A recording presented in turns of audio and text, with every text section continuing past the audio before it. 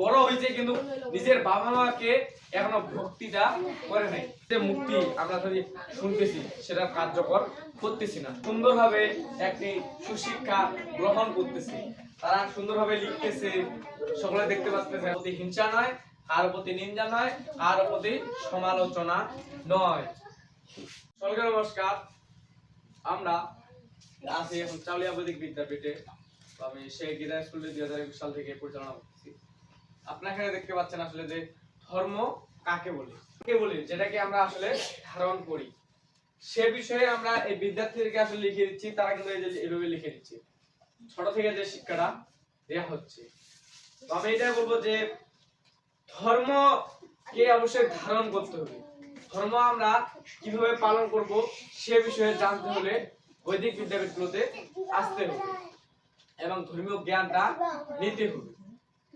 আমি এটাই বলবো আসলে যে শ্রীমদ্ ভগবত গীতা যে আছে আমাদের, সেই গীতাটি আমাদের আসলে পড়া দরকার। আপনারা যে বিদ্যার্থীদেরকে দেখতে পাচ্ছেন, প্রায় আজকে আমাদের উপস্থিতির সংখ্যা 37 জনের মতো। আপনারা দেখতে পাচ্ছেন যে তাদেরকে আসলে যে শিক্ষাটি দেওয়া হচ্ছে সকলে দেখতে পাচ্ছেন।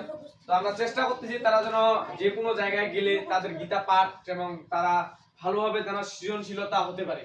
আসলে যারা আসে প্রত্যেকেই যে সৃজনশীল হতে হবে তা না, দুই একজন হয়তো একটু ব্যতিক্রম হতে পারে, সেটা স্বাভাবিক বিষয়। কারণ সবাই পড়াশোনা করলে সবাই তো আর চাকরি পায় না। তো এই বিষয়টা আর কি আসলে জানা দরকার। তো তারপর আমরা এর আগে বিদ্যার্থীদেরকে জানানো হয়েছে যে আসলে সনাতন শব্দের অর্থ কি। সনাতন শব্দের অর্থ হলো শাশ্বত এবং চিরন্তন সত্য, যা অপরিবর্তনশীল। এই বিষয়গুলো আমরা এই বিদ্যার্থীদেরকে জানাচ্ছি। তাহলে আসলে সনাতন কি আমাদের পরিবর্তনশীল? না, সনাতন আমাদের অপরিবর্তনশীল। তাই ধর্ম সম্পর্কে আমাদের জ্ঞানটা থাকতে হবে।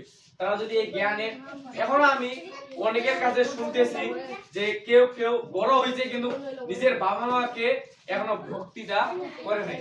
কেউ ভক্তি করতেই সেটা লজ্জা বোধ করে। তো এই ছোট থেকে যদি তাদেরকে শিক্ষাটা দেওয়া হয় তাহলে মনে হয় তারা ভক্তি দিবে, এবং ভক্তিতে কিন্তু আসলে মুক্তি বলা হয়। তাহলে আসলে ভক্তির যে মুক্তি আমরা যদি শুনতেছি সেটা কার্যকর করতেছি না, সে বিষয়ে আমাদের এগিয়ে আসতে হবে। আপনারা এখন দেখতে পাচ্ছেন তারা সুন্দরভাবে একটি সুশিক্ষা গ্রহণ করতেছে, তারা সুন্দরভাবে লিখতেছে, সকলে দেখতে পাচ্ছেন। আমি চাই তারা বিদ্যার্থীগুলো আরো এগিয়ে যাক, আরো সুন্দরভাবে তারা এক এক জায়গায় বড় হয়ে এক একজন ভালো পজিশনে যাক। আমি এটাই চাই। কারো প্রতি হিংসা নয়, কারো প্রতি নিন্দা নয়, কারো প্রতি সমালোচনা নয়। তো এই পর্যন্ত ভিডিওটি আসলে সকলকে নমস্কার।